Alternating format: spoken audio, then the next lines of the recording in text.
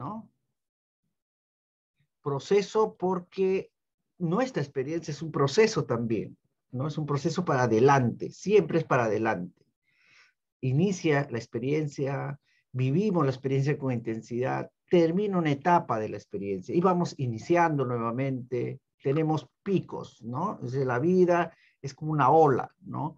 Iniciamos una experiencia de estudio, hay momentos claves en esta experiencia de estudio y terminamos el estudio, ¿no? Entonces, la experiencia de vida es también una experiencia de aprendizaje. Y entonces, eh, para ello, es muy importante recordar que en esta experiencia hay tres momentos de la experiencia.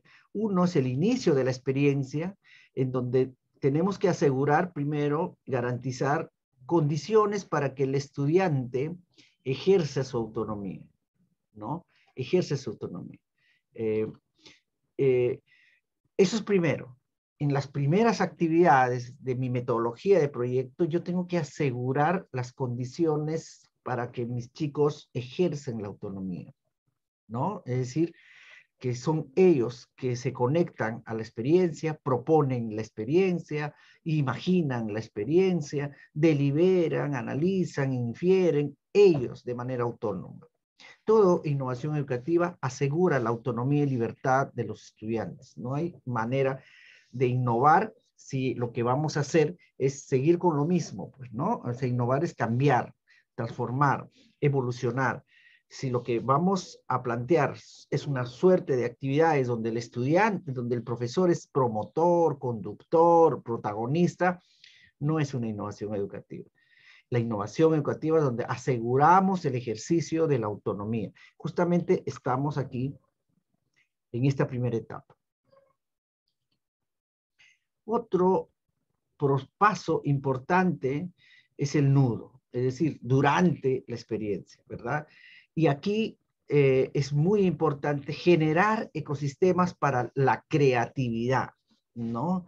Y este proceso creativo tiene que ver con el ensayo-error, ¿no? Tiene que ver con el hacer aprendiendo. Y por eso ahí es muy importante que los estudiantes crean, apliquen, evalúan de manera constante, pero un prototipo. Una estrategia que nos va llevando a la construcción de algo muy concreto. No se puede pensar este proceso de aprendizaje si no hacemos uso de todas nuestras habilidades manuales, ¿no? Oculares, degustativas, la atención, todo lo que tiene que ver con el proceso creativo, ¿no? De la imaginación, de la modelación, de la estructuración. Todos estos elementos son claves para el proceso creativo. Es decir, las primeras actividades es asegurar el ejercicio de la autonomía. Y de ahí para adelante. Por eso es transversal, pues, ¿no? Es transversal es que nosotros planteamos desde el inicio que los chicos vayan opinando, pensando, construyendo. Y luego viene un momento de creación. En la innovación educativa tiene que plantearse una, un proceso creativo. Tienen que hacer los chicos. No tienen que obedecer, sino hacer. No tienen que repetir, sino sobre todo crear, ¿no? Entonces, es muy importante en esta segunda etapa de la experiencia, ¿no? Luego viene el proceso de salida, es decir, al final de la experiencia, al final del proyecto. Y aquí es muy importante las experiencias que tengan que ver con la metacognición, con la reflexión, la socialización de las personas. Es decir, ser consciente que lo que hemos hecho, lo que hemos construido, lo que hemos caminado, ¿no? Entonces es muy importante entonces tener en cuenta que hay tres momentos claves en la experiencia, en el diseño de mi proyecto de innovación. Primeras actividades, acciones que garantizan las condiciones para la autonomía. Segundo, generar el ecosistema para la creatividad, que yo le llamo nudo STEAM, ¿no? Y finalmente promover el proceso de metacognición, ¿no? Entonces, son tres momentos claves que creo que los estudiantes deben vivir para desarrollar, ¿qué cosa? La competencia priorizada, porque ese es el propósito. El propósito del proyecto es que tengo que desarrollar la competencia priorizada, pues, ¿no? Y eso lo hago en 3 etapas fundamentales. Ahora, ¿por qué se plantea de esa manera el ciclo de actividades en el diseño de mi proyecto? Porque estamos en la gestión, ¿verdad? En el diseño. ¿Cómo lo voy a gestionar? Yo ya lo he formulado, lo he triangulado, ahora estoy planteando el diseño. ¿Por qué lo planteamos de esa manera? Primero, autonomía, segundo, creatividad y tercera, metacognición. ¿Por qué? Porque, y ahora me voy, porque en el currículo nacional las capacidades que responden a la competencia tienen esa funcionalidad, tienen esa tipología de organización. A ver, veamos. Por ejemplo, si yo quiero desarrollar, lee diversos tipos, ¿no? Textos escritos en lengua materna, tenemos 3 capacidades fundamentales. Estas 3 capacidades tienen una lógica de trabajo que no se pueden separar, porque es una propuesta única de experiencia. Todas las capacidades son hitos de una experiencia, pero hitos de experiencia totalmente hilvanadas, sinérgicas. Por ejemplo, estas 3 capacidades es una experiencia de aprendizaje que tiene 3 momentos claves. Un primer momento es obtiene, y este proceso de obtiene tiene que ver sobre todo con el ejercicio de la autonomía, porque no se puede hablar de obtiene información si lo que estamos nosotros es induciendo. Obtiene tiene que ver con un proceso autónomo de, de comprensión, de entendimiento, ¿no? Y de motivación, es decir, ya entiendo, obtiene, ¿no? ¿No? Porque una cosa es leer, es interpretar ciertos símbolos, ya sea en un letrero, en un libro, qué sé yo, por tarea, y otra cosa es hacerlo en el marco de una curiosidad, de una indagación, de un interés. Lo primero es una tarea, es una responsabilidad, es un deber, y a veces lo hacen por obligación, y a veces, claro, lo pueden hacer, pueden obtener el texto, sin embargo, no necesariamente pueden comprender, no quieren comprender, porque es parte de una tarea. Es muy difícil, ¿no?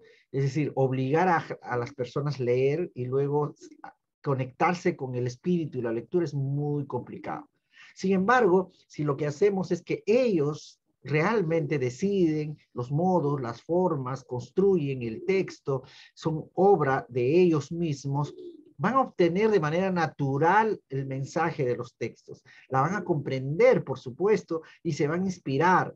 Eso tiene que ver con el ejercicio de la autonomía. Y por eso que esta primera capacidad dice obtiene. Luego viene, y esta primera capacidad tiene relación con esta de acá, ¿verdad? Ejercicio para el ecosistema, para el ejercicio para la autonomía. Volvamos al currículo. Luego tenemos la segunda capacidad, que es infiere e interpreta. Ojo, tampoco aquí lo que nos está diciendo la competencia y las capacidades no es solamente infiere, interpreta de manera literal, ¿no? Y a veces nos gana la idea de que los estudiantes dominen, ¿verdad? El texto. El texto no es la función ni el fin, ¿no? Aquí lo importante es que el estudiante pueda comprender, inferir, interpretar, es decir, reconstruir nuevas ideas, interpretar nuevas ideas. Inferir quiere decir generar nuevos valores, variables o vectores sobre la comprensión de un texto. Y eso no se hace, digamos, solo leyendo. Eso se hace construyendo, creando. Y ahí viene justamente el énfasis de esta capacidad, para que lograr esta capacidad que tiene que ver con infiere e interpreta, lo más aconsejable, digamos, es que se haga en un ecosistema de creatividad, crear. ¿Ok? No solo es leer, leer no es crear, ¿no? Crear tiene que ver con escribir. Si yo quiero que infiera, interpreta textos, primero tienen que escribir, ¿no? O sea, primero tienen que crear símbolos, ¿no? A partir de eso, uno va generando sus propios códigos y comprensiones y relaciones, ¿verdad? Eh, no es adaptarse a las formas, a los temas, a los textos, a los estilos del profesor de la literatura universal para yo leer, ¿no? No es así, ¿no? Obviamente eso funciona en el adulto, pero no en estudiantes en proceso de formación. Y entonces infiere e interpreta tiene que ver necesariamente con un proceso creativo. Luego tenemos esta tercera capacidad, que es reflexiona, evalúa la forma, el contenido y el contexto del texto escrito. Y esto tiene que ver con la metacognición, es decir, se pregunta, ¿no? Desde cómo he entendido, cómo está organizado, qué quiere decir, qué cosa he aprendido, etcétera, etcétera, ¿no? Esto es muy importante, ¿no? Porque todo lo que vamos viviendo de manera autónoma, creando de manera autónoma, también de manera autónoma reflexionamos y realizamos conscientemente un análisis autónomo de mi experiencia, ¿ya? Y entonces esta tercera capacidad tiene relación con esto tercera que decimos, promover el proceso de la metacognición. Vamos a hacer un ejemplo, ¿ok? Incluso con esta misma competencia, ¿no? Vamos a, por ejemplo, dice profesor, mi proyecto tiene que ver con que los estudiantes puedan generar cuentos, ¿ok? Y ahí hay dos caminos. Un camino es que tú les enseñes a escribir los cuentos, ¿no? Es decir, las partes del cuento, la idea primaria, los personajes, el inicio, el nudo, el desenlace, ¿no? Puedo también darle información sobre la ortografía, la semántica, ¿no? Los tipos de textos que podemos utilizar, etcétera, etcétera.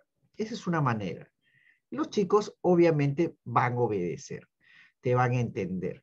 Y de hecho que lo que va a suceder es que los chicos van a decirte lo que tú quieres escuchar para ser aprobados en su curso. Esa es una manera válida, disciplinar, de enseñar los textos, pero no es una manera válida para enseñar basado en competencias. Las dos son importantes, pero lo más importante es desarrollar la competencia. Luego vendrá lo disciplinar. Lo disciplinar siempre aparece, no se preocupe. Siempre es importante la ortografía, la semántica, sí, pero eso es importante si antes hemos garantizado tres cosas: el ejercicio de la autonomía, el proceso creativo y un proceso de metacognitivo, ¿verdad? Si no hay eso, todo lo demás no tiene mucho sentido, ¿no? Y entonces, hagamos un ejemplo. Dice profesor, o sea, no voy a dictar, no les voy a dar textos preparados, no les voy a decir que marquen las ideas. Entonces, ¿qué voy a hacer? En este caso, basado en competencias. Basado en competencias es eso, justamente, utilizar las competencias, que el estudiante use sus competencias. Y ellos tienen las competencias para leer, escribir, hablar, indagar, todos las tenemos. Y entonces hay que hacer eso, ¿no? ¿Qué te parece si primero ellos averiguan, indaguen historias de su comunidad? Una cosa es que tú le des el texto, otra cosa es que ellos construyan el texto a partir de una experiencia. Y esa experiencia es preguntar al papá, al abuelo sobre historias. Pero profesor, mi competencia es el texto. Sí, vamos a llegar al texto, por supuesto, pero si quieres llegar al texto, tienes que fortalecer la oralidad primero, si no, no tiene sentido, ¿verdad? Y entonces, efectivamente, cada estudiante obtiene la información de manera autónoma en las formas y en los modos y en las personas, en los espacios que ellos creen que es lo más ideal. Ellos se organizan, para, eh, para recoger, para organizar la información, ¿verdad? Y obtienen el texto y empiezan a escribir, empiezan a dibujar si son muy pequeños, o empiezan a hacer ensayos de acuerdo a la edad, ¿verdad? De las historias. Es decir, ponen en texto la experiencia. Eso se obtiene. ¿Ok? Ponen en texto la experiencia. No es copian el texto lo que han visto. No, no es así. ¿No?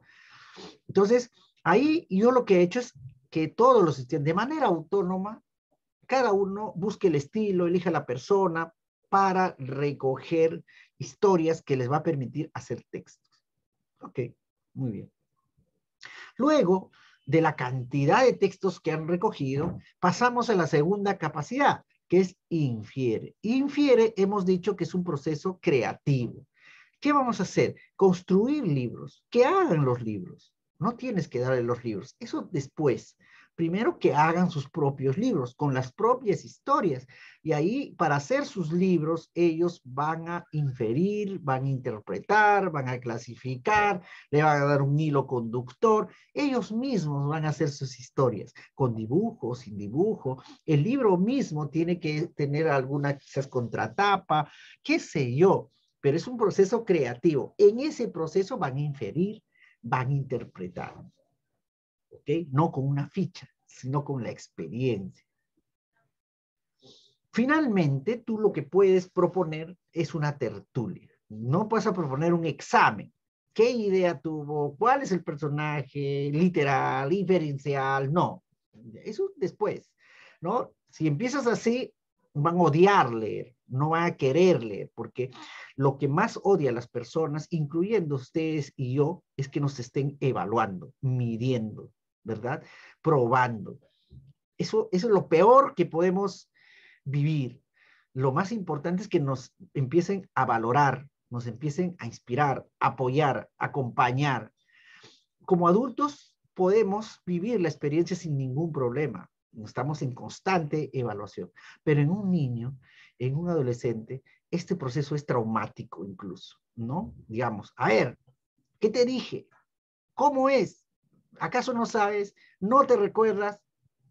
Eso es una agresión a la autoestima total, ¿no? En realidad, a veces no es que no saben, sino que no saben con el estilo y la forma que tú crees que es la única. Cada uno tiene sus propios estilos, sus propias formas, qué sé yo, y sus propias maneras de construir la experiencia. Es como el amor, pues, ¿no? El amor es lo más parecido a la pedagogía, ya he dicho siempre, ¿no? No es posible decirle a las personas, tienes que vivir el amor de esta manera, querer de esta manera, besar de esta manera y así. No, no se puede. No se puede. Uno puede inspirar, aconsejar, acompañar, ¿no? Alegrarse de lo que está viviendo la persona, pero no puedes tú recetar el amor. Cada uno vive el amor de la manera como le hace más feliz. Es lo mismo el aprendizaje. No podemos decir, aprende así, luego así, haz esto, di esto, repite eso. Eso es totalmente conductista, opresivo, ¿no? Dictatorial, y que ha hecho mucho daño a la escuela. Y entonces la idea es que el estudiante reflexione él mismo de manera consciente la experiencia. ¿Y sobre qué ha experimentado?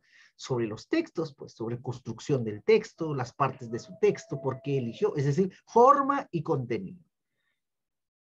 Y sobre todo el contexto, es decir, por qué eligió la historia, en qué se basa la historia, ¿verdad? Es bien interesante, ¿no? Entonces ahí lo que estamos hablando es de un proceso metacognitivo, ¿no?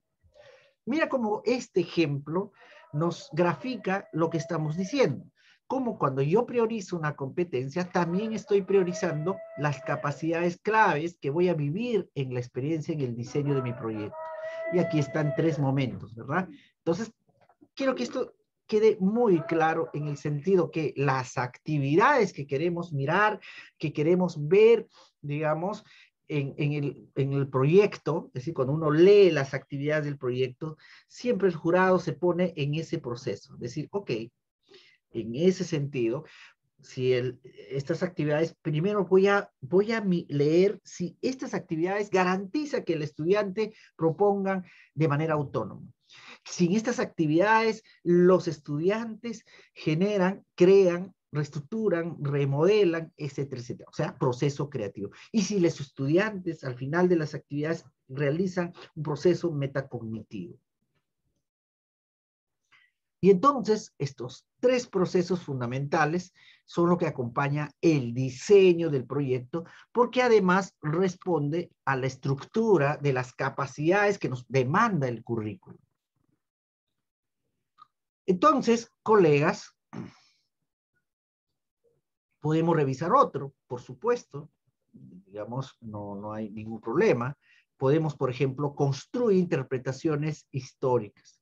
Lo mismo, ¿no? Interpreta críticamente, que tiene que ver con esto de un ejercicio totalmente autónomo, pues cuando dice críticamente, no es interprete el texto que te di en la forma que te doy y quiero escuchar la forma como te he pedido, no. Cuando dice interpreta críticamente, es una construcción autónoma de las ideas, de los conceptos, ¿verdad? Que va, en este caso muy particular, ordenar, ¿verdad? Lo que yo he encontrado como fuente, ¿verdad? Igual, esto tiene que ver con el ejercicio de la autonomía, esto y todo, pero sobre todo este. Luego, comprende el tiempo externo. Ya dijimos que la comprensión viene desde el hacer, del saber haciendo, ¿verdad? No es teórico la comprensión. La comprensión es algo que yo entiendo sus lógicas, ¿verdad? Explica y argumenta. Entonces es muy importante, ¿no? Que tiene que ver con la metacognición. Entonces, ¿cómo ven ustedes? Estas tres capacidades también se relacionan a lo que hemos hablado. En el inicio, la autonomía, la creatividad y la metacognición. Podemos trabajar con cualquier competencia y podemos darle el énfasis, ¿no? Por ejemplo, en gestiona responsablemente, esta comprende relaciones, tiene que ver con la comprensión desde el autónomo, maneja fuentes, tiene que ver con el hacer, genera acciones, tiene que ver con la socialización, la metacognición hacia afuera, ¿no? Y profesor, ¿y qué pasa si hay más de tres? Por ejemplo, escribe en texto de lengua extranjera. Por supuesto, adecua tiene que ver con el inicio, ¿no? Con autonomía. Organiza y utiliza tiene que ver con el proceso creativo y reflexiona con la metacognición. ¿Ok? Muy bien. Dicho esto, colegas, nos vamos entonces al Canvas para un poco hacer un ejemplo, ¿no? Ahora, profesor, ok, me queda claro entonces que hay tres momentos en el diseño de mi proyecto. Ejercicio de la autonomía, proceso creativo y metacognición. Me queda muy claro eso. Entonces, pero, profesor, ¿no me da ejemplos de cómo asegurar el ejercicio de autonomía? O sea, ahí nos puede brindar algunas sugerencias, porque eso es lo que son sugerencias. Entonces, yo le sugiero asegurar en las actividades tres momentos claves, tres microexperiencias, ¿no? Para asegurar la autonomía, lo importante, según la literatura, es inspirar y emocionar. Es muy importante que cuando empezamos la experiencia, los estudiantes estén conectados espiritualmente con la experiencia, con el docente. No hay manera de que la experiencia sea significativa si el estudiante está viviendo por obligación, ¿no? Esto no va a suceder, ¿no? Entonces el aprendizaje no se va a realizar en la medida que el estudiante está emocionado positivamente. Ustedes leen en internet, busquen la relación entre la emoción y el aprendizaje y van a encontrar libros hermosos, experiencias hermosos, expertos que explican por qué es importante emocionarse para aprender. Y eso es algo importante en el inicio de mis actividades. Que la experiencia no se convierta en clases, no es una clase. Que la experiencia de aprendizaje se convierta en algo histórico, un hito para el estudiante. Esta es una manera del ejercicio de la autonomía, pues uno se siente autónomo y libre cuando emocionalmente se siente bien, ¿no? O sea, si uno se siente asustado, dominado, ¿no? Amenazado, pues no hay manera de ejercer la autonomía de esa, ¿no? Es muy complicado, ¿no? Entonces, eso es primero. Luego, esto es muy importante, es que propiciar que los estudiantes piensen estratégicamente, es decir, que planteen ellos la ruta de la experiencia, ¿no? Y que son ellos los que proponen incluso el tipo de prototipo que se va a hacer, ¿no? Esto es importante. No es una ruta, una conducción del docente, ¿verdad? Sino que es una apuesta del propio estudiante, porque la idea de la innovación es que los estudiantes vivan la experiencia, ¿no? Entonces, esto nos ayuda básicamente que lo que se proponga, lo que se visiona, lo que se imagina, no es una obra del docente, sino es una construcción autónoma del estudiante, ¿no? Si está emocionado, va a imaginar, es obvio. Si no está emocionado y está asustado, no va a imaginar, se va a proteger. Pero si está emocionado, inspirado, va a visionar, va a plantear ideas con mucha emoción, sin temor. Y por eso es importante esta segunda etapa de pensar estratégicamente. ¿Okay? Esta es una manera también de ejercer la autonomía. Pensar, proponer ellos mismos, ¿no? Okay. Un tercer elemento clave, ¿no? De esta parte de la experiencia es que los estudiantes deliberen, problematizan, desarrolla pensamiento crítico desde las contradicciones, no solo desde la inferencia, sino de las contradicciones. Esto es importante y aquí nosotros sabemos que vivimos, digamos, un mundo injusto y no es casual, ¿no? Este mundo de pobreza, de mucha miseria. La pandemia nos ha evidenciado esto, ¿verdad? Pero también hay mucha riqueza, ¿no? Y hay una lucha intensa que somos testigos ahora entre los que durante muchos años, ¿no? Han manejado el país con un sector de la población que requiere reivindicar sus derechos, ¿no? Requiere justicia. Yo viajo durante 20 años a las zonas rurales, que es mi especialidad, visito escuelas, visito por lo menos 30 escuelas al año, por lo menos, rurales todos. Y sigo viendo desde hace 20 años, desde que yo he llegado de la sierra, de las alturas de Junín, ¿no? La misma pobreza. No veo cambios. Y esto responde evidentemente a razones estructurales. Para mí, la pedagogía es hacer entender a los niños estas razones estructurales, de cómo críticamente van comprendiendo, explicando por qué se dan estas injusticias. ¿No es acaso la pedagogía cuando nos hablamos leyendo ya en la base de Freire, la pedagogía liberadora, es entender los fenómenos que hacen que el mundo sea injusto, pero también es proponer procesos, nuevas ideas, nuevas apuestas para que esto no logre ser más justo y hacer un país más pacífico, más inclusivo. Entonces, pensamiento crítico en la experiencia de aprendizaje es entender estas contradicciones, ¿no? Es decir, ¿por qué, por ejemplo, podemos tocar el tema del agua? Y entonces uno dice, ok, el tema del agua tiene que ver con el calentamiento global. Y el calentamiento global ha hecho que los deshielos, ¿no? Y las sequías se generalicen y entonces no hay mucho agua, no hay mucha lluvia. Eso, digamos, es un análisis literal de las cosas, pero no es necesariamente un pensamiento crítico, ¿no? Hablamos desde la pedagogía crítica, que esa situación, por ejemplo, es ayudar a entender por qué no solamente es el calentamiento global, sino por qué surge el calentamiento global. Por las industrias, también tiene que ver, ¿ah? Las grandes minerías, tiene que ver, ¿ah? ¿No? El que las culturas han olvidado cosechar aguas, tiene que ver, por supuesto, tiene que ver, ¿no? No es solo el calentamiento global. El calentamiento global tal vez es una consecuencia de algo mucho más profundo, como por ejemplo, ¿no? Le pones en contradicción. Necesitamos más industrias para alimentarnos, para vivir, para hacer vestidos, para hacer artefactos. Necesitamos minería porque necesitamos cobre, necesitamos plata. Pero también necesitamos el planeta, cuidar el planeta. ¿Qué piensan ustedes?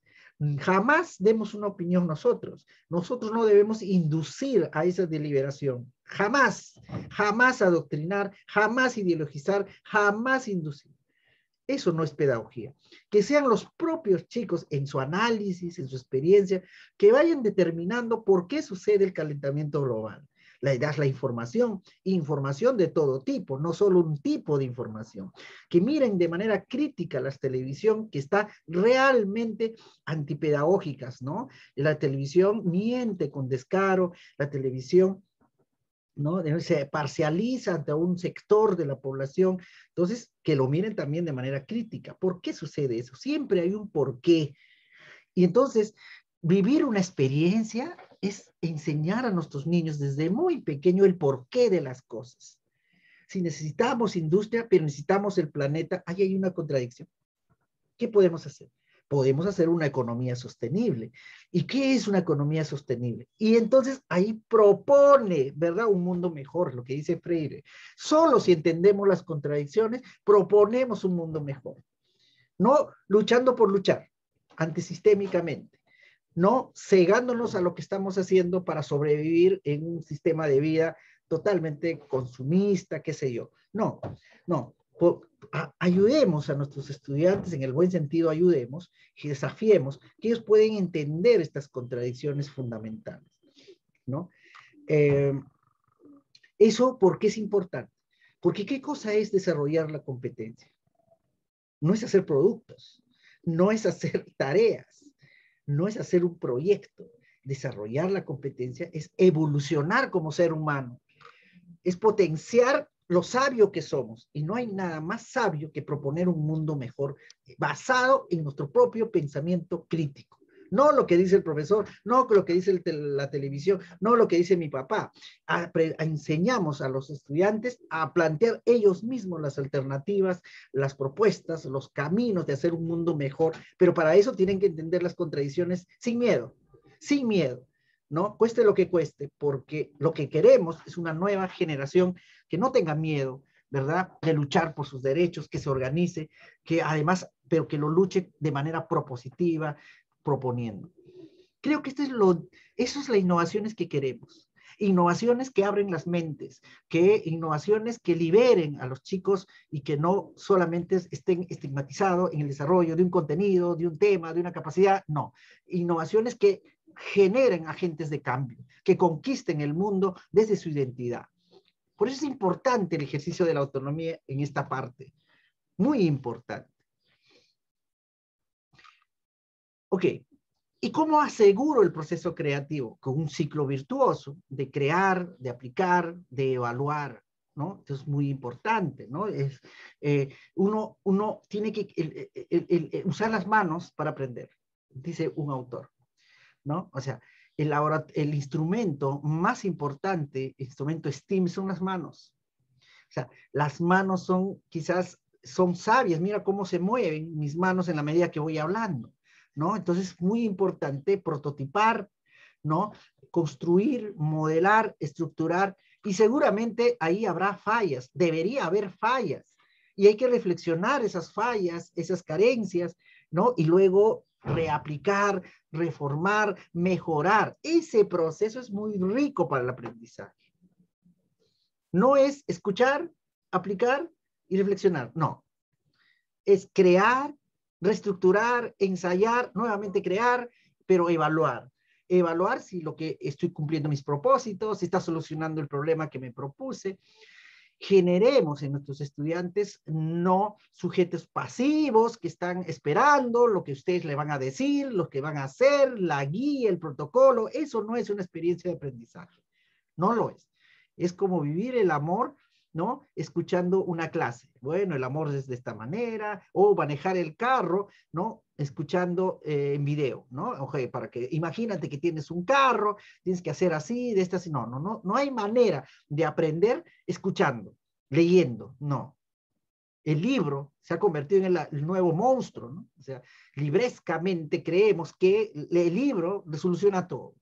El libro es importante, por supuesto, pero no es el centro del aprendizaje. El centro del aprendizaje es mi proceso creativo. La ciencia es concreta, la ciencia es tangible, específica. La ciencia no es dogmática, la ciencia no es teórica, la ciencia pura es totalmente concreta.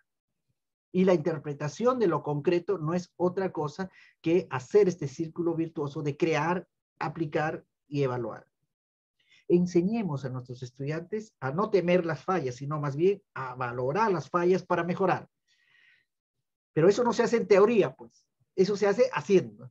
A ver, esculpe este huaco, hazte esta maqueta, hazte este brazo de cartón, hazte este taburete, que hagan algo, que salga mal, no importa, porque aquí no evaluamos el producto. Y ahí es otro elemento del proceso creativo. Destrozamos el proceso creativo dándole importancia al producto. Creemos que el producto es lo importante. No, lo importante es el proceso creativo. Cómo se organizó, cómo modeló, qué preguntas se planteó, cómo se agenció, cómo corrigió. Eso es lo que evaluamos nosotros, porque evaluamos la competencia, no evaluamos el producto. El producto es un reflejo, sí, ayuda, pero no es lo más importante. Entonces, en el proceso creativo, que en nuestro proyecto los estudiantes ensayen, modelen, estructuren, corrijan. Esto es importante. Y luego vamos para la metacognición, ¿no? Que tiene dos momentos básicos que creo que debemos cuidar. Lo primero, la reflexión, ¿no? Este proceso reflexivo, interno primero. Una manera de cerrar el desarrollo de la competencia es que yo sea consciente de lo que aprendí. Ustedes, cada vez es un ejercicio que yo siempre invoco, cada vez que vienen a un webinar, una charla, al final pregúntense, ¿qué aprendí? A ver, en su mente, ¿no? 3 ideas claves que me quedó claro. Cuando hacen ese ejercicio, ese aprendizaje queda. Pero si pasan sin reflexionar a otra actividad, esos aprendizajes se diluyen. Se diluyen. Muchos de los que están atendiendo hoy día, y por eso grabamos el video, ¿no? A eso de las 3 de la tarde ya no van a recordarse nada de lo que estamos hablando, ¿no? Algunos sí. ¿Cuál es la diferencia? Que a esos algunos seguramente están apuntando, utilizando la mano, ¿no? Y entonces si están apuntando o anotando, tiene más opción que estos recuerden más tiempo. Pero si el profesor en este momento ha estructurado gráficos, es decir, ha dibujado las ideas que el ponente está diciendo, ese no se va a olvidar muy fácilmente. Tiene que ver mucho con el hacer, con el ensayo-error, ¿verdad? No es solo atender y escuchar, no. Eso es coyuntural, eso es espontáneo, ¿no? ¿Por qué? Porque nuestro cerebro tiene 11 funcionalidades a la vez, tiene 11 dimensiones, es como 11 planetas que están dándose vueltas de manera distinta, que están funcionando, si no, no respiraríamos, no caminaríamos, no escucharíamos, no estaríamos aprendiendo. Ustedes que están aprendiendo están recordando, también están viendo qué van a hacer mañana, ¿no? También siguen ahí hincando eso que les dolió, esa palabra o ese insulto, ¿no? Están ahí, más atrás está esto que no perdonan toda la vida, que están resentidos con la vida, están ahí emocionados porque ya va a llegar su hijo. O sea, el cerebro está funcionando. El cerebro es mágico, está conectado siempre. Todo lo que vamos escuchando, algunos el cerebro lo desechan, no es muy importante, algunos sí. El cerebro dice, esto es muy importante porque me está ayudando a la comprensión. ¿Qué cosa quiere decir? Me está ayudando a la conexión. Es un mundo de conexiones el cerebro. ¿Se dan cuenta? Pero cuando voy anotando, dejo a la mano, estructurar, modelar, el cerebro ya todos se ponen en función a la mano. No está distraído en estas 11 cosas que están ahí, ¿verdad? Sino que cuando utilizo la mano, el cerebro centra sus fuerzas en la mano Es decir, no en la mano propiamente, sino lo que está haciendo la mano. Si yo voy anotando, el cerebro está centrado, ¿no?, en lo que estoy anotando, y eso queda como un nodo más de conexión en el cerebro. Por eso es importante que los chicos en el proceso creativo utilicen, se concentren en algo concreto, si queremos que eso se recuerde. Todos ustedes, invito a recordar los mejores momentos de su primaria, los mejores momentos de secundaria. Yo hago siempre en mis talleres ese ejercicio, ese es bien divertido y bastante aleccionador. Y todo lo que recuerdan tiene que ver con el hacer y con la emoción. Nadie recuerda qué hizo un día de agosto, ¿no?, 24 en la clase de lengua o de comunicación. ¿Qué hicieron? Nadie va a recordar. En la página tal del libro tal, ¿qué cosas? Recuérdense. Y si se recuerdan, ¿para qué les sirvió? Muy complicado. O la clase del ¿cuántas veces viste a tu profesor escribir en la pizarra? ¡Wow! 1.000.000 de veces. ¿Una te recuerdas? No, recuerdo su espalda, ¿no? Eso recuerdo. Ok.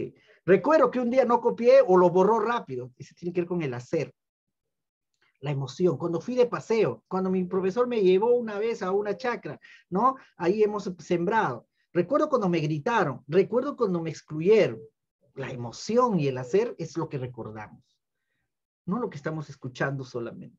Y por eso que en este proceso creativo hay que asegurar que los estudiantes vayan prototipando, haciendo, construyendo. Ellos.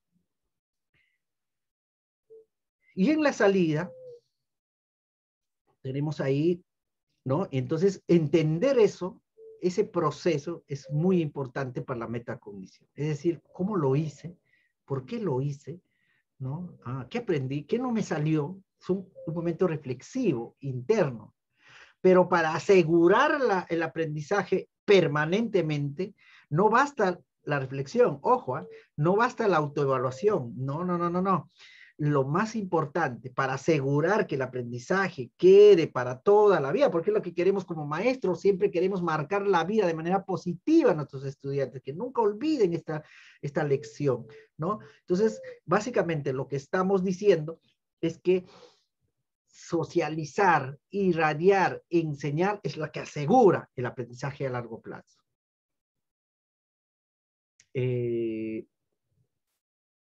Ustedes, maestros, todo lo que saben, o sea, lo fundamental que saben, tiene que ver con lo que han enseñado. Ahí aprendieron, ¿no? Ahí aprendieron, ¿no? Han empezado a diseñar su sesión, han partido de un ejemplo, ¿no? Más o menos, ¿no? Y han tratado de ordenar sus primeras sesiones cuando hicieron sus prácticas, pero de pronto tenían que ir a aplicar la sesión. Y entonces aprendieron en ese ensayo-error, ¿verdad? Uy, hice mi sesión, pero no como he escrito. ¿Quién cumple lo que ha escrito su sesión? O sea, eso es imposible, ¿no? O sea, a no ser que tenga solo un alumno, ¿no? Entonces, pero ¿quién cumple al detalle la sesión? En la vida práctica no funciona así, los estudiantes revolucionan las cosas. No, pues eso no sucede, es una guía, ¿no? Es algo que nos va ordenando, pero no es que esto va a suceder tal cual. Y entonces en el momento, en la práctica es donde nosotros, en el momento de enseñar, vamos entendiendo el proceso de cómo enseñar. Primero los tengo que motivar, sí, pues, ¿no? Primero los tengo que motivar. Si no, esto no se mueve, ¿no? Porque, no les gusta que les ordene, más bien les voy a preguntar. Entonces vas aprendiendo enseñando. Entonces los chicos también aprenden enseñando, socializando, ¿no? Irradiando lo que ellos han hecho, sus logros, su autoestima se consolida. Ok, entonces más ideas para el diseño, ¿no? Entonces aquí ya tenemos, básicamente vamos a hacer algunos algunos ejemplos de preguntas. Por ejemplo, en la primera parte, importante, las preguntas. En cada momento de mi actividad siempre hay que plantear preguntas, ¿no? No tanto el abstract, que es el detalle de la actividad, quizás para los concursos es muy importante, ¿no? pero lo importante es que haya la pregunta habilitadora, desencadenante para mi diseño de mi actividad. Acá hay unas pequeñas cosas, ¿no? Como por ejemplo, ¿cómo te sientes? Son preguntas claves de evaluación formativa. En la primera etapa, cuando yo inicio emocionando a mis estudiantes, ¿cómo te sientes? Lo más importante preguntar. ¿Cuántos de nosotros preguntamos eso a nuestros estudiantes? ¿Cómo te sientes? ¿Cómo estás? ¿No? Es tratarlos con humanidad, ¿no? Luego, en pensar estratégicamente, por ejemplo, ¿qué necesito? ¿Dónde lo hacemos? ¿Cómo lo hacemos? ¿Cuándo lo hacemos? Es importante esas preguntas, ¿no? Y los chicos van a, soñar, ¿no? Y lo que ya decíamos, encontrar y entender estas contradicciones, ¿no? Y ahí es muy importante revisar el materialismo dialéctico, la pedagogía crítica que nos ayuda, ¿no? O también el Evangelio, ¿no? Yo soy cristiano, y entonces en el Evangelio nos ayuda mucho a encontrar las contradicciones de la vida, y estas metáforas son muy profundas, si uno lo sabe leer, ¿no? Las metáforas que pone en contradicción en lo bueno y lo malo, ¿no? Y todo eso, ¿no? O también la pedagogía liberadora de Freire, ¿no? Hay que leer mucho eso también, la pedagogía del amor, que tiene que ver también con entender estos componentes contradictorios para evolucionar, ¿no? Entonces, importante deliberar, argumentar en este espacio, ¿no? Eh, Crear, recrear y recrear, ¿no? Esos son tres. Yo con mis chicos siempre decía, vamos a crear, pero no es lo final, es la primera capa de creación, les decía, ¿no? ¿No? Es como si tuviéramos una primera capa, débil, ¿ya? Ahora apliquemos. Muy bien, ahora evaluemos. ¿Qué dicen ustedes? ¿Están contentos con su producto? Yo jamás evaluaba, ellos mismos evaluaban, les daba confianza a ellos. Yo nunca evaluaba. No, yo acompañaba, yo formaba, yo animaba, yo valoraba, pero yo no les decía si está bien o si está mal. Eso es un atrevimiento, ¿no? ¿No?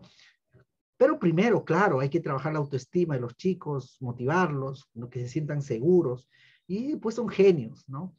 Y están contentos con, no, yo decía, no, profesor, no, no, creo que se puede hacer mejor. Ah, qué bueno, me encanta que digas eso. Ah, pues mejóralo. Entonces recrean, reaplican, reevalúan, ¿no? Y ahora, ¿qué tal? ¿Se puede hacer mejor? Desafiarlo, ¿no? Yo creo que lo puedes hacer mejor, ¿eh? No creo que esto sea tu mejor obra. Sí, sí, sí, lo voy a hacer mejor. Y van, recrean, aplican y evalúan. Ese es el proceso creativo y cada uno teje sus formas de crear. A veces creemos que todos tenemos la misma forma de ver las cosas. No. Todos tenemos una única manera de ver las cosas, diferentes al otro.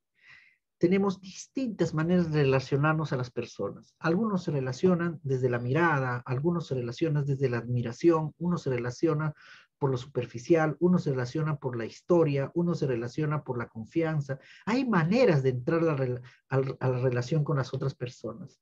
Algunos se retraen menos, unos traen más, ¿no? Algunos confían más, algunos confían menos, ¿no? ¿Por qué? Porque todos tenemos una historia diferente, ¿verdad? Entonces, eso, por ejemplo, es distinto. Uno cree que estamos con los estudiantes, todos tienen, es como robots, ¿no? Que estuvieron cortados con el mismo molde, ¿no? Cada uno es un universo. Y entonces, por eso cada uno aprende distinto. Cada uno tiene la manera distinta de leer, de hablar, distinto, ¿no? Es único. Y eso es lo maravilloso, pues. Eso es lo maravilloso, ¿no? En nuestros alumnos vamos descubriendo al ser humano distinto, ¿no? Eso es lo maravilloso. Cada alumno es un mundo, para mí es una cosa hermosísima porque me da una puerta a un universo, ¿no? O sea, cada chico aprende distinto, es maravilloso entender ese proceso. Hay algunos, por ejemplo, que son mucho más reflexivos antes de actuar. Están mirando, están calculando, se están preguntando, ¿no? Y entonces van haciendo pequeños ensayos y actúan. Hay otros no, más impulsivos, ¿no? Ya, lo voy a hacer. Y a partir de se dan cuenta y corrigen. No, mejor así, ¿no? Es decir, primero actúan y después piensan. Pero son distintos. No es que está mal uno, está bien el otro, es mejor el otro, es mejor. No, son distintos, uno va conociendo.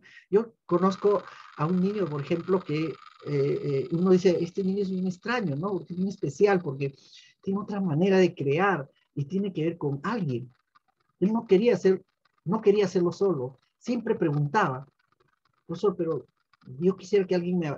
Él decía que me apoye. Yo decía, no, no, no es alguien que te apoye. Tú necesitas construir en colectivo. Esa es tu manera de aprender. Así, profesor, porque yo todo el tiempo he vivido con mi hermano y siempre hemos tenido acuerdos instintivos.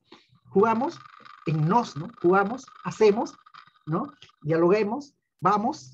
Entonces, esa es su manera de aprender, pues, porque como son gemelos, ¿no? Su manera de aprender siempre está en paridad al otro. Y entonces él solo le costaba. Entonces yo entendí, ¿no? Decía, a ver, tú, ¿qué te parece? Vamos, ¿qué te parece si hacemos juntos? ¿No?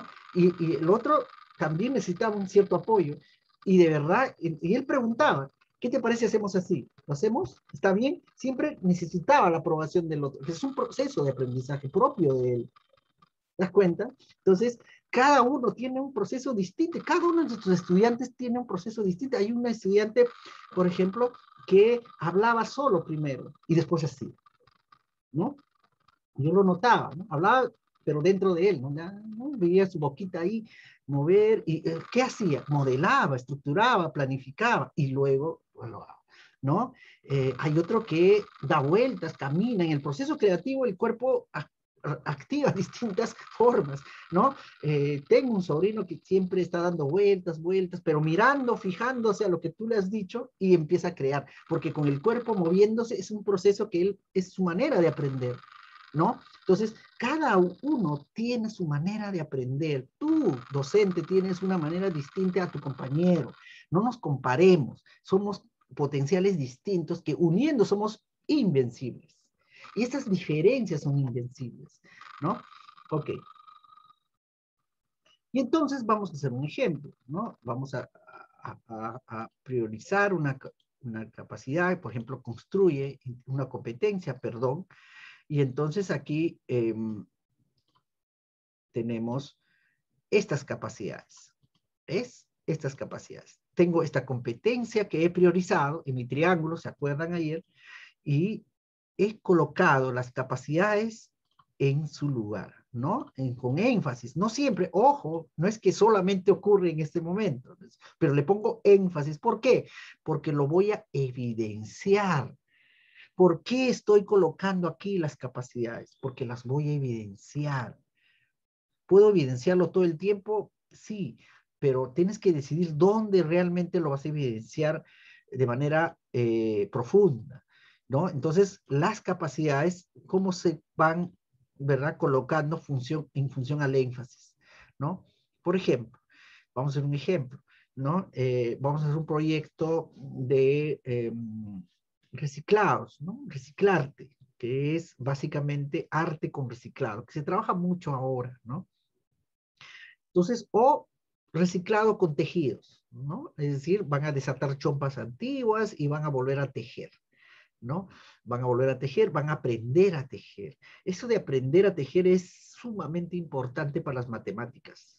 O sea, no saben el poder que tiene el tejido a mano, ojo, a mano, crochet, se utiliza mucho en Barcelona, en Francia, en Estados Unidos. He visto que los tejidos a mano son muy, muy, muy buenos para los niños, más pequeños sobre todo, ¿no? Y no hablo de la psicomotricidad fina ni nada por el estilo, sino por la estructuración compleja que tiene el tejer una forma. Si yo quiero hacer un coco en un tejido, eso se requiere mucha matemática. Calculas, ¿no? Vas dando seriaciones, ¿no? Secuencias, ¿no? Y vas formando volúmenes y formas en el hacer de las manos, ¿no? Eso es muy importante, ¿no? Si tú incluso ahí le pones mediciones que tengan ángulos, imagínate, ¿no? Es como tener un laboratorio Fab Labs de matemática ahí, ¿no? Entonces podemos hacer un proyecto donde reciclamos, ¿no?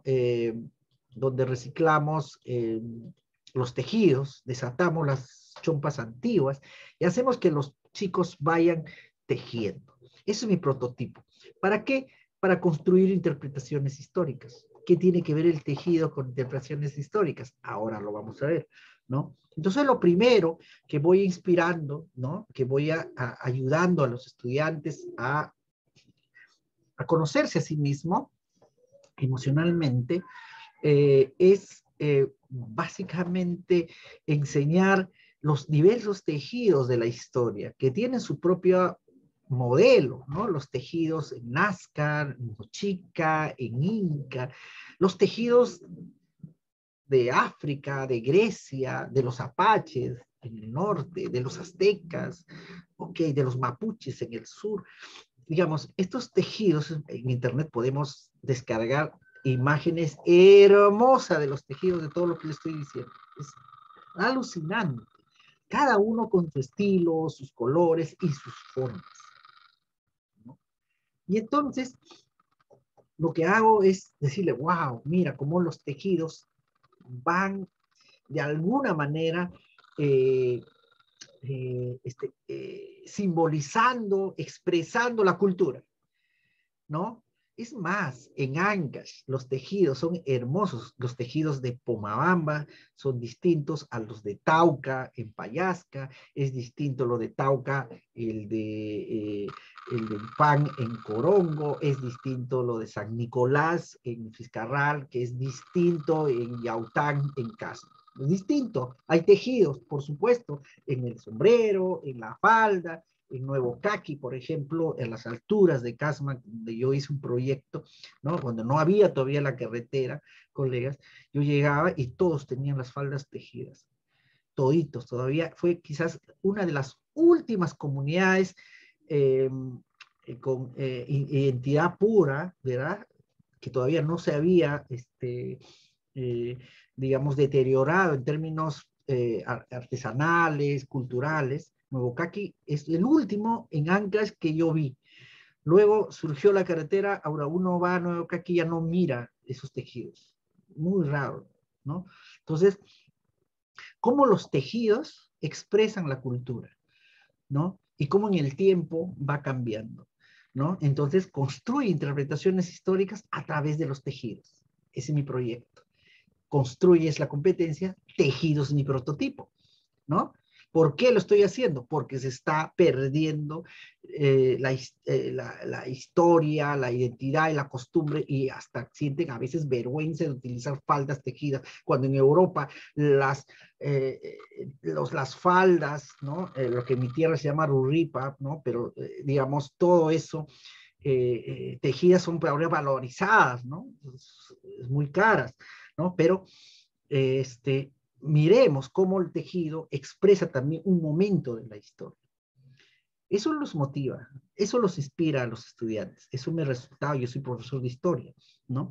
Luego le preguntamos, cada uno va a tejer y va a elegir, ojo, va a elegir cualquier cultura y va a explicar qué simboliza ese tejido. Y entonces ahí los estudiantes lo que hacen es averiguar sobre eso, sobre ese tejido, qué tejido refleja más a Paracas, a Nazca, a Grecia. Miremos todo, ¿no? A los aztecas, a los mayas, a los nativos amazónicos, a xanincas, qué sé yo, ¿no? Los shipibos, ¿no? Etcétera, etcétera. Entonces, en Paraguay también, en Ecuador también, ¿no? En Lama, San Martín. Es decir, hay un mundo que pueden averiguar. Y eso es justamente pensar estratégicamente. ¿Cómo averiguo? ¿Qué necesito para saber eso? ¿Dónde lo voy a hacer? Fuentes diversas. ¿Y qué van a hacer? Van a interpretar críticamente estas fuentes diversas. Pero la idea es que no solo averigüen, no solo investiguen, sino sobre todo, ¿no? Que el estudiante vaya a deliberar, a poner a prueba su propuesta, su proyecto de tejido. Es muy importante esto, colegas, que nuestros estudiantes presenten su proyecto de prototipo, proyecto de tejido, proyecto de reciclado, proyecto de maqueta, que lo pongan en deliberación con el otro. Eso es importante porque lo que nos interesa es que argumenten, deliberen sobre su idea. Así ese chico, cuando sea grande, jamás se va a achicar para presentar sus ideas, sus posturas, sus propuestas. Va a estar acostumbrado, además, de escuchar de manera empática y asertiva a las personas críticas, propositivas a lo que él propone. porque si no, estamos acostumbrando a nuestros chicos a hacer la tarea y es lo único que hay que hacer, defender la tarea como sea, ¿no? Individualmente, y cuando sea grande, él va a tener su plan, nadie lo mueve en su plan, ¿no? Porque él es un líder, es perfecto y entonces impone, se convierte en un caudillo. No, acostumbremos a los chicos a poner a prueba su propuesta, que siempre hay mejoras. Yo hacía con mis chicos así, cada uno presentaba su proyecto de tejido y decía, pero Juan, ¿cómo vas a hacer el círculo, no? O sea, es complejo tejer un círculo. Los mayas siempre es el círculo, es el sol, ¿no? Es el centro, ¿no? Y entonces él decía, bueno, hay una manera, ¿no? Mi abuela me ha enseñado una manera de hacer el círculo. ¿Qué voy a hacer con esto? Decía, ¿no? Y el otro decía, y tú, ¿por qué el triángulo, no? ¿Por qué? ¿Qué representa el triángulo? No, a mí me pareció muy bonito. Y yo decía, pero bonito no es lo suficiente, decía el otro compañero. El profesor ha dicho que tiene que haber una conexión histórica, qué sé yo. Sí, pero yo quiero hacerlo más bien, lo que sea más bello. Más que la historia, yo quisiera hacer cómo la belleza ha cambiado en la historia. Argumentan, ¿no? Y yo decía, siempre decía, no, no hay que hacer, y el profesor mismo ha dicho, no hay que obedecerle al profesor, ¿no? Que son ideas y sugerencias. Y justamente de eso se trata cuando uno ponemos a prueba nuestro proyecto. Eso es importante para que tomen convicción. Cuando uno dice, ¿por qué este chico no defiende con convicción sus principios?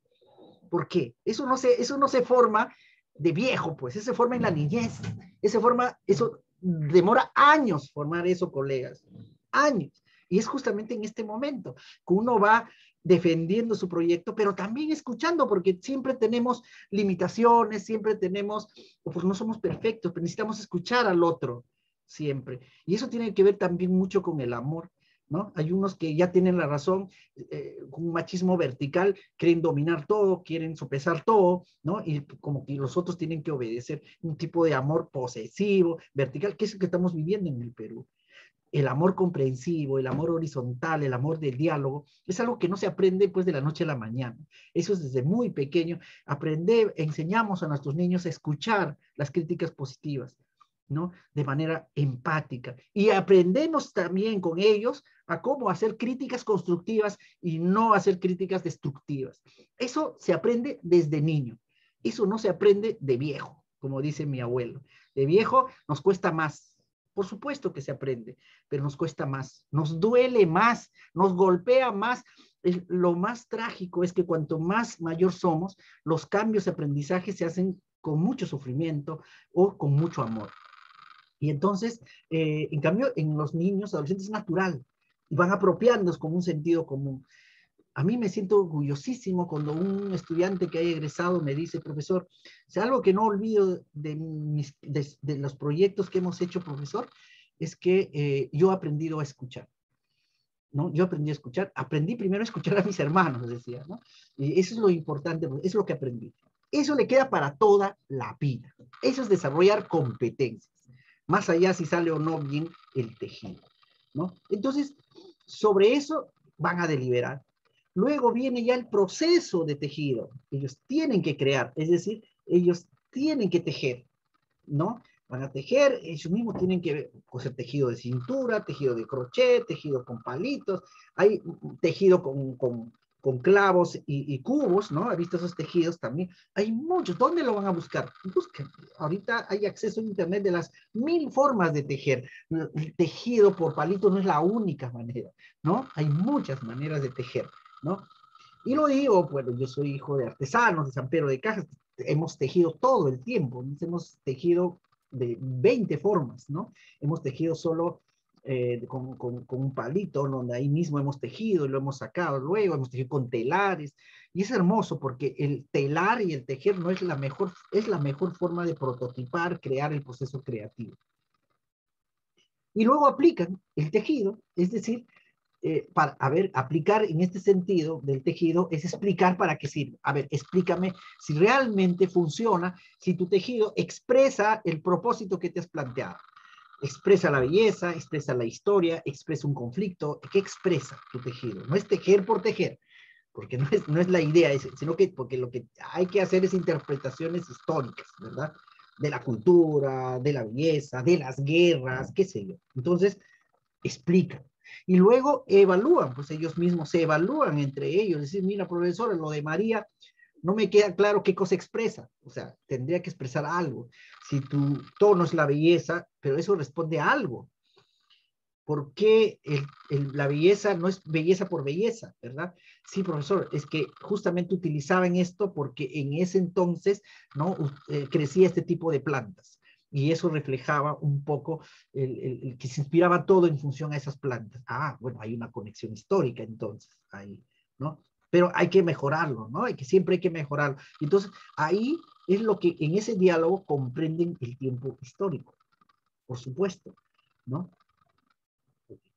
Y luego, una vez terminado ya en diferentes círculos, ¿verdad? Han recreado, han hecho tejidos nuevamente, otros han teñido los hilos, otros han comprado, otros son sintéticos, qué sé yo, cada uno a su manera, ¿no? Luego hacemos una feria de tejidos históricos, como un museo de tejidos históricos. Y vamos primero, antes de eso, reflexionando qué aprendimos sobre eso, ¿no? ¿Qué aprendimos? ¿Para qué sirve interpretar históricamente mediante objetos? ¿Cómo nos sirve eso en la vida? ¿No? En la vida esto de las interpretaciones históricas son claves, porque le da sentido a nuestra historia personal primero. Todos ustedes tienen una historia personal, es como un libro, ¿no? Hay libros negros, libros blancos, libros verdes, ¿no? Hay libros, hojas duras que hay que romper, hay hojas hermosas que hay que releer. Todos tenemos nuestra historia, ¿verdad? Pero todo ese proceso, por muy duro y bello que ha sido, tiene una interpretación en el presente. Son ustedes obra y gracia de lo que pasó, lo bien o lo mal, ¿no? Y eso tienen que entenderlo. ¿Por qué? Porque valorar nuestra propia historia es el primer paso para ayudar a las personas a valorarse a sí mismos, ¿no? Nosotros como maestros tenemos que asegurar una autoestima alta en nuestros docentes, sus altas expectativas, su autoconfianza en nuestros estudiantes. Es lo más importante para el maestro. Eso es innegociable. Todo puede cambiar, metodología, herramienta, todo, pero si esto va a bajar la autoestima de los chicos, no. Pongo mi vida ante eso. Jamás a un maestro permite que la autoestima de sus chicos baje. Menos pues nosotros, ¿no? Gritándoles, eso es imposible, ¿verdad? Jamás. Y que esto va a condicionarlo, lo va a someter y no van a ejercer su autonomía, su libertad, eso jamás. Eso es innegociable. Eso no se puede negociar. Todo lo demás puede cambiar. Si la metodología es ABP, ABS, indagación, metodología INO, design thinking, todas esas metodologías pueden o no tomarse. Eso es relativo. Pero lo que no puedo yo negociar es que cual sea que hagamos, baje la autoestima de mis chicos. Y eso tiene mucho que ver con la historia personal. Mucho de lo que nuestra autoestima está dañada es porque lo que hemos vivido. Es la historia, pues. La historia todavía está sopesada de manera negativa. No perdonamos ciertas cosas, ¿no? Entonces, bien importante eso de la historia, de interpretar históricamente nuestras vidas primero, de las familias, de nuestro país, de nuestra cultura, del mundo, en esa lógica, ¿no? Vamos a valorar mejor a nuestra familia cuando entendemos su proceso histórico. Vamos a valorar mejor a nuestro país cuando entendemos su proceso histórico, a nuestra comunidad cuando entendemos su proceso histórico. Eso es clave para la ciudadanía. Eso es clave para un espíritu de país, ¿no? No es cualquier competencia. Aquí no evaluamos cuánto conozco de la historia, cuánto conozco de la biografía de Grau. No, nuestra capacidad de valorar nuestra historia y por qué lo valoramos, por qué nos sentimos orgullosos, ¿no? Entonces, eso es lo que tiene que argumentar el estudiante cuando socializa hacia los demás, ¿no? Porque lo que justamente esta competencia es explica y argumenta procesos históricos, ¿no? Ok. Y entonces, colegas, ese es un ejemplo. ¿Qué cosa es lo que tenemos que desarrollar? Esta tabla la vamos a tener. Es tus actividades, ¿no? Lo puedes hacer, esto de aquí puede estar en tu mente, con un sentido común, ¿no? Esto también, pero cuando hagan sus actividades, no pierdan de vista estas dos estructuras, ¿no? Es decir, ay. Entonces, ¿qué es lo que necesito lograr? Que es esta capacidad, y cómo lo voy a hacer. Son dos preguntas para plantear la actividad. ¿Qué necesitamos lograr? Interpretar críticamente. Ya, entonces, ¿qué actividad podemos sugerir? ¿Ya? Pero ojo, esas actividades hay un cómo. Ya, ya. Esas actividades tienen que recoger estas de acá. De esa manera ustedes construyen sus actividades. Juanita les va a apoyar, ¿no? Los especialistas, ustedes, el equipo, a mirar estas actividades. No es necesario que esté en toda la tabla, pues, ¿no?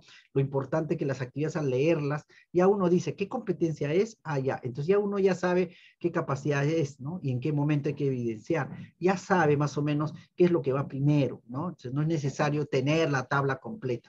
Lo importante es plantearse preguntas y plantear las abstracts de esa, eh, de las actividades. Ok, acá hay otro ejemplo, creo que hay más ejemplos acá. Vamos a ver. Ahí está, mira, ¿eh? Gestiona aprendizaje de manera autónoma, esa es otra competencia. Por ejemplo, ahí, define metas de aprendizaje. Ah, está muy asociado a esto, ¿no? ¿Ves? Organiza, esas son las capacidades de esa competencia, ¿no? Organiza acciones y estrategias, ¿no es acaso esto de acá? Ahí está. Monitorea y ajusta su desempeño, ¿no es acaso esto de acá? ¿Ves? Si vamos a otro, escribe diversos textos, tipos de textos en lengua materna, adecúa y organiza, ya, podemos ponerlo acá, ¿no? Utiliza, tiene que ver con el proceso de convención, perdón, de creación, y reflexiona y evalúa. Ahí está, ¿ves? Mira cómo yo puedo aquí plantear otras experiencias siguiendo las capacidades, siguiendo estas cosas. Muy fácil, ¿ya? No nos compliquemos, hagamos sencillo nuestro proyecto. El proyecto de aprendizaje es un hecho de vida del estudiante, no es un hecho de amor, es un hecho de afecto, ¿ya? No tengamos miedo de revisar las pedagogías que hoy nos exigen un cambio radical de la escuela, ¿no? Todas las pedagogías hace 20 años ya están reclamando una nueva escuela. Ha tenido que llegar la pandemia para entender que la escuela no es el único lugar de aprendizaje, ¿no? Que las aulas no es la única manera de enseñar, que las pizarras no es la única manera de prototipar, que las carpetas no es la única manera de relacionarse. Ha tenido que llegar la pandemia para darnos cuenta que aprender, ¿no? Se da en todo espacio, todo el tiempo, y lo que nos toca es confiar. Cuanto más confiamos en los estudiantes y sientan esa confianza de manera genuina, el amor, que es confiar es amar, pues, ¿no? Amar es confiar. Cuando sienten eso, nuestros estudiantes van a sacar lo mejor de ellos. Pero cuando vamos amenazando, controlando, desconfiando, los chicos van a sacar lo peor de ellos. Así de contradictorios somos nosotros los seres humanos. Tenemos el valor de dar vida y dar la vida por los demás, pero también podemos matar. Así de complejos somos, ¿no? Y qué nos toca como maestros es equilibrar, es llevarle al lado del amor. Esa es nuestra función.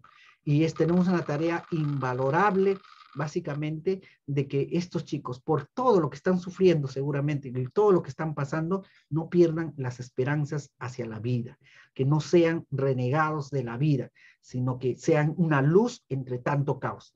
Esa es nuestra misión. Y para eso hay que cuidar mucho sus competencias y potenciarlas. Muchas gracias, colegas. Los dejo con Juana y quizás algunas preguntas. Estoy a su servicio. Voy a abrir en este momento el micrófono. Muchísimas gracias.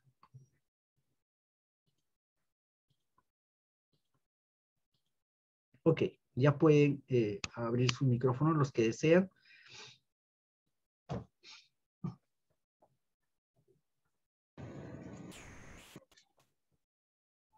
Profesor Víctor.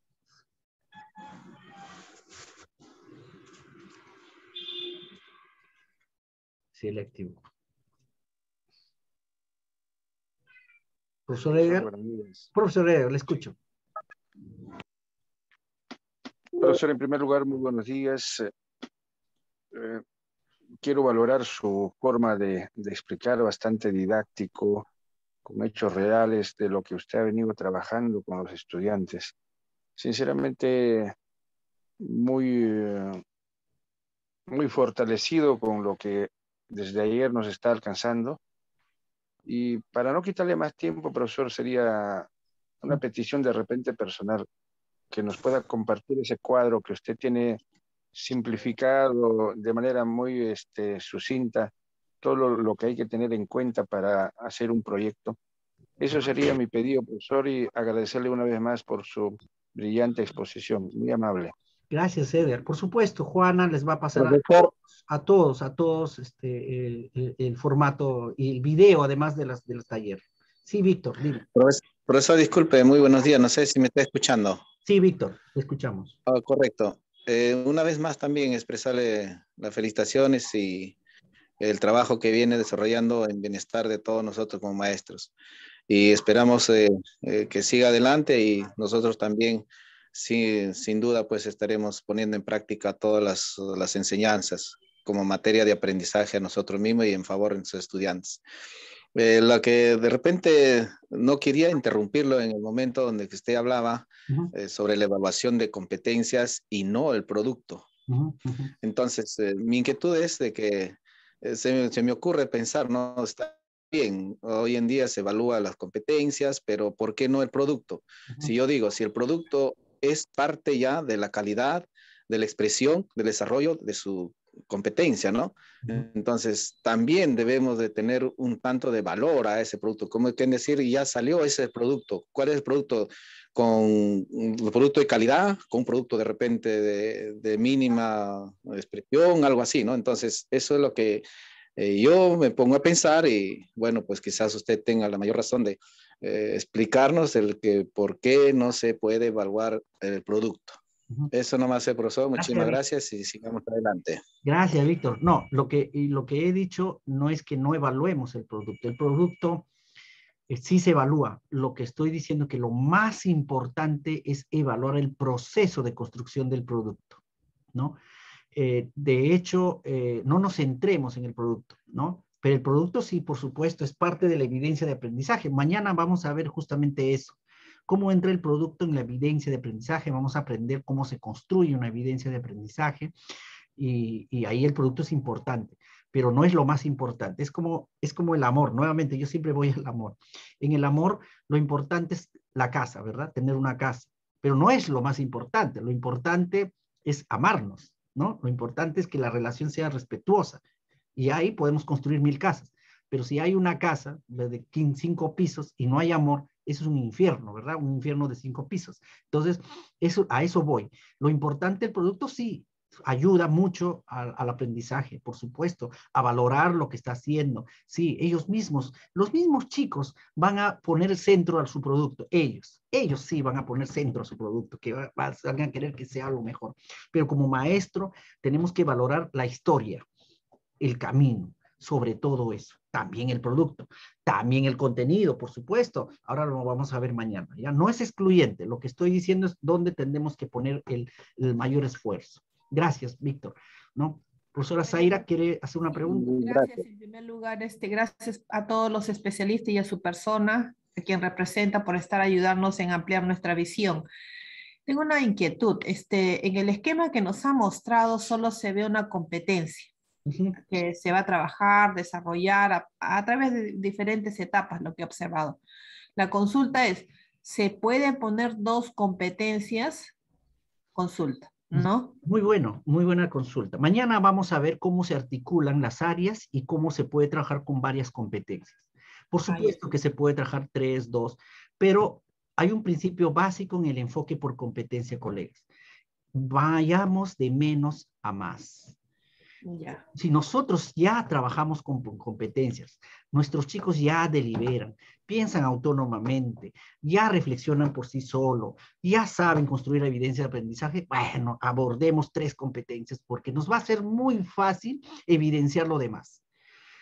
Pero si por primera vez los chicos no van a dejar las clases, van a dejar los libros, van a dejar el papel y lapicero y van a empezar a hacer, indagar, si es primera vez, prioricen una competencia, ¿no? Es como el deporte, ¿ya? Si un chico tiene talento, lo primero que es fortalecer las piernas, talento para el fútbol, ¿no?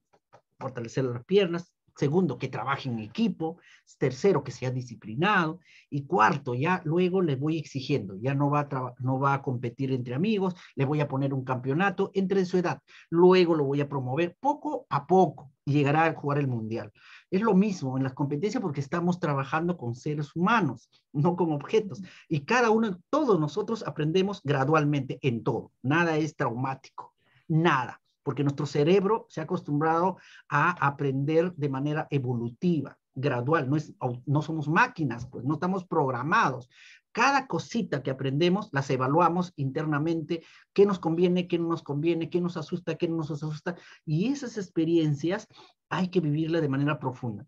Si logramos que logre ellos sentir porque las evidencias no son nuestras, ¿ah? Las evidencias son de los estudiantes. Cuando los estudiantes tienen sus evidencias, pueden demostrarlo y saben conscientemente que han logrado una competencia, olvídate, ya pueden hacer 3, 4, 5 competencias.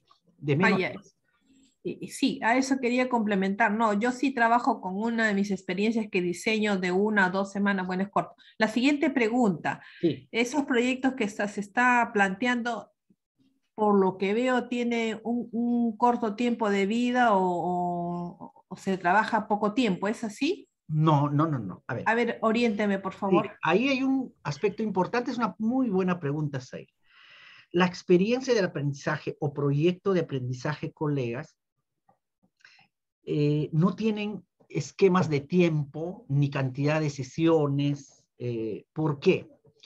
Porque eso lo define el maestro. Nadie te puede decir el proyecto dura 1 mes, 1 semana, 10 días, 4 sesiones, 5 sesiones, 2 temas, 5 temas. Eso lo decide el maestro. ¿Cómo lo decide? Respetando la demanda, el ritmo de sus estudiantes. Un proyecto puede durar 3 días como puede durar 8 meses. ¿Quién determina eso? El docente. El docente. Puede ser que en mi proyecto todos los chicos tienen la posibilidad de tener rápidamente los insumos para su prototipo, corto tiempo, pero puede ser que mis chicos tienen que viajar, no pueden hacerlo fácilmente, tengo que replantear, ¿no? Y nos vamos a demorar en conectarnos en la evaluación, entonces eso tiene más tiempo. ¿Quién define eso? El docente. El docente. No hay un parámetro, hay algunos parámetros que algunos técnicos osados, digo yo, ¿no? Valientes, digo yo, que dicen que el proyecto de aprendizaje debe durar 1 mes. Pero cuando uno analiza esa propuesta es porque quieren compaginarlo con las unidades. Y ahí es un error terrible, porque la experiencia de aprendizaje no puede adaptarse a los instrumentos de gestión, pues. Los instrumentos de gestión tienen que adaptarse al ritmo de los estudiantes. Es al revés. Entonces, el tiempo, la énfasis, colega, lo defines tú, nadie más. Podría ser en función a las necesidades que nosotros hemos observado. Debería ser. Plantear. No, en base a eso yo veo, como conozco a mis estudiantes, sé que va a necesitar 1 semana, 2 semanas. Exacto. Entonces podría ser eso, ¿no? Pero no, al final de cuentas es cierto, el producto es parte del proceso de evaluación. O sea, es como se dice ya la materialización de ese proyecto, así lo considero. No es la esencia en sí mismo, pero simplemente la materialización. Así es. En esa parte aprendí. Ya, gracias. Gracias, Zaira. Y además, cuando uno trabaja por competencias, ya logró una capacidad al inicio del proyecto y eso es evaluable ya, ¿no? Así que todo el tiempo tenemos insumos para decir, ya hemos llegado a esto, ya hemos llegado a esto, ¿no? El gran producto será al final, por supuesto. Muy bien, muchas gracias. Yo debo retirarme porque estoy entrando en una reunión y le dejo a Juanita y al director. Muchas gracias, Wilber. Muchas gracias, Juanita. Gracias, Jaime.